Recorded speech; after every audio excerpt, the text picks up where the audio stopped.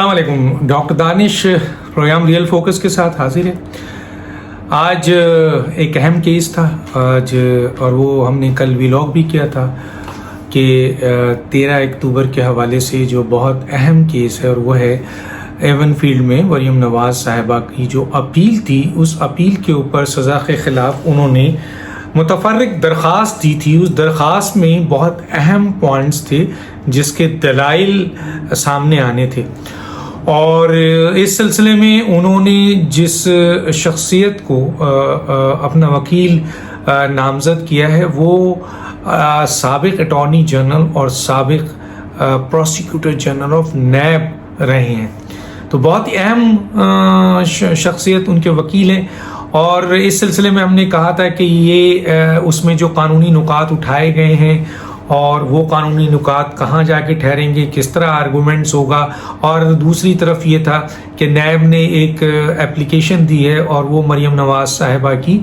آپ کے جو ان کی ضمانت ہے اسے منسوخ کرنے کے لیے. اور ہمیں یہ پوری امید تھی کہ نیب اپنے اس درخواست میں جو اس نے پلی اٹھائی ہے، جو اس نے موقف اختیار کیا ہے مریم نواز صاحبہ کی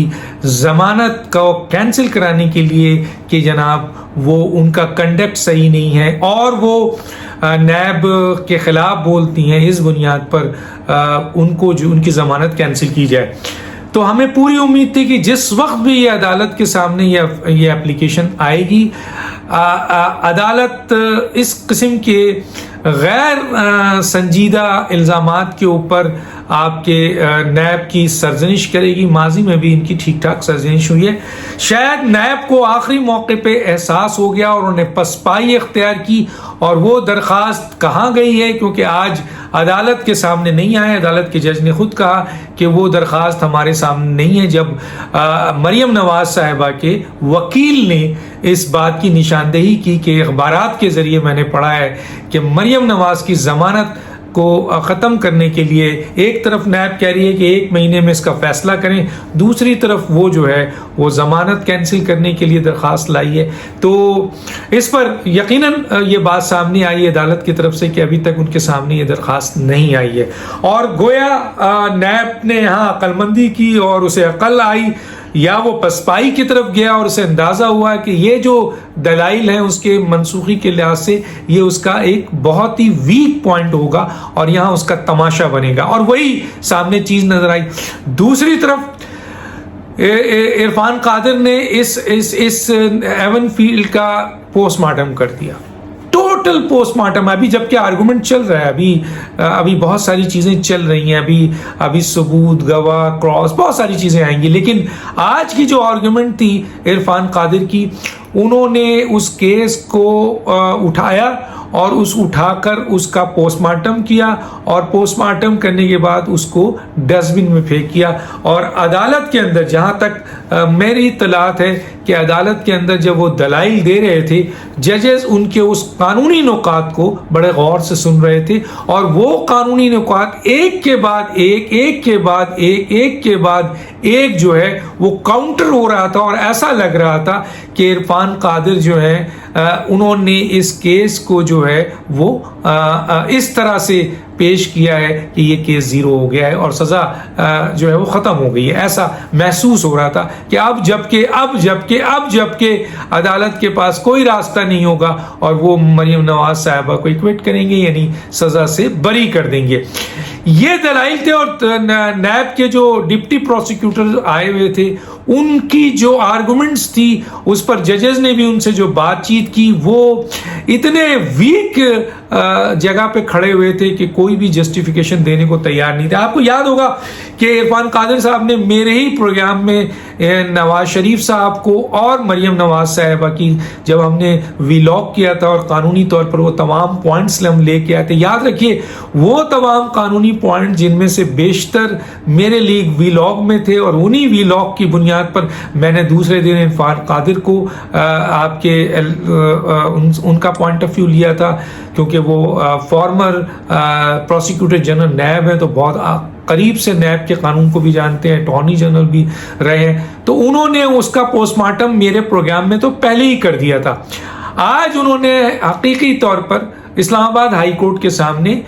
بینچ کے سامنے اس کیس کا پوسٹ مارٹم کیا، اور یہ تاثر بھی سامنے آ گیا کہ ماضی میں مریم نواز صاحبہ کے جو کیس کو ڈسکس کیا گیا عدالت میں، ان میرٹس کو، ان قانونی نکات کو جو بہت ٹھوس تھے وہ اس سے پہلے نہیں آئے تھے، اب عرفان قادر اسے لے کر آ رہے ہیں اور اتنے ٹھوس نکات لا رہے ہیں کہ وہ صرف دلائل نہیں دے رہے ہیں بلکہ ریفرنسز سے بات کر رہے ہیں، اور ریفرنسز میں وہ سپریم کورٹ کا ریفرنسز بھی دے رہے ہیں اور قانون کے مطابق جو ہے اس کیس کو لے کے جا رہے ہیں۔ اور